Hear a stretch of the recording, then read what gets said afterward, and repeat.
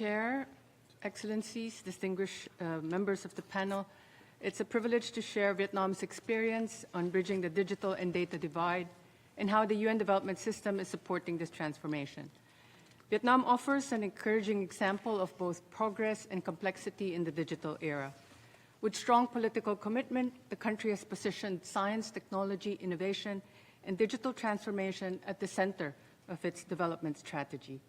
Investments in digital infrastructure, artificial intelligence, and e-government have made Vietnam one of ASEAN's digital frontrunners. Yet important challenges remain. Today, the issue is about how data is shared, integrated, and translated into policy. Fragmentation across institutions, limited interoperability, uneven digital skills, and risks of exclusion for vulnerable groups continue to constrain progress. This points to a key lesson. Bridging the digital divide is not only about technology, it is about governance, institutions, skills, trust, and inclusion. In this context, the UN development system in Vietnam is working closely with national partners to translate advances in data and AI into practical capacity gains for policymaking and delivering development results. First, we are supporting the modernization of the national statistical system, including greater use of administrative data, digital mapping, including and integrated data systems, producing more timely and policy-relevant evidence. Second, we are strengthening interoperability and data sharing across institutions. A good example is the civil registration and vital statistics system, supported by UNFPA, where collaboration across ministries has enabled Vietnam to generate its first national vital statistics report, demonstrating how administrative data can be transformed into actionable insights. Third, we are supporting the use of advanced analytics and artificial intelligence for policymaking. In Vietnam, AI-enabled applications through UNESCO support strengthen early warning systems for natural disasters, improve climate risk analysis, and help identify vulnerable populations who might otherwise be left behind. At the same time, in economic governance, with support from ILO, machine learning is helping ensure that policies keep pace with emerging sectors and new business models. At the enterprise level, AI-supported tools in manufacturing, SMEs are improving productivity, increasing quality, and enabling workers to transition to higher value tasks. Fourth, we are investing primarily in people and institutions, not only in technology.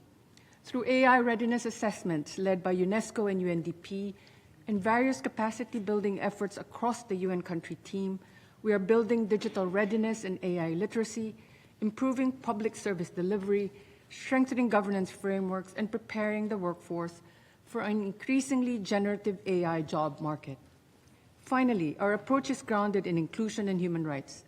Digital transformation must be people-centered, ensuring that women, older persons, persons with disabilities, migrants, and other vulnerable groups are visible in data systems and benefit from technological progress.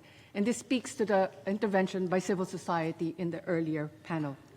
Investing in people and institutions for inclusive digital transformation is a core UN country team priority in our new cooperation framework.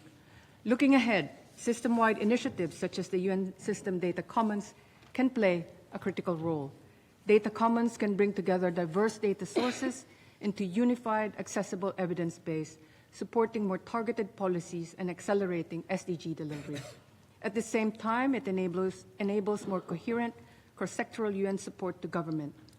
Importantly, it also opens the door to more anticipatory and adaptive governance, helping policymakers act earlier and more effectively in face of complex risks. To fully realize these opportunities, three principles are essential. These have been mentioned by the chair, but let me re-emphasize. First, interoperability. Second, data sovereignty and national ownership. Third, and for us in the UN, crucially important, building trust, ethics, and ensuring human rights so that there is meaningful participation at the core of digital transformation.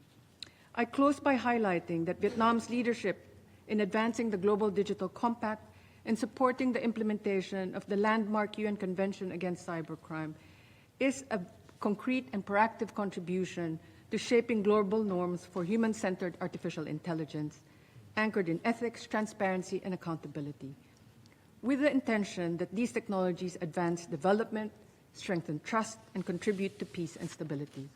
And the role of the UN is clear in all of this, to help Vietnam bridge the digital divide and deliver better development outcomes for all. Thank you.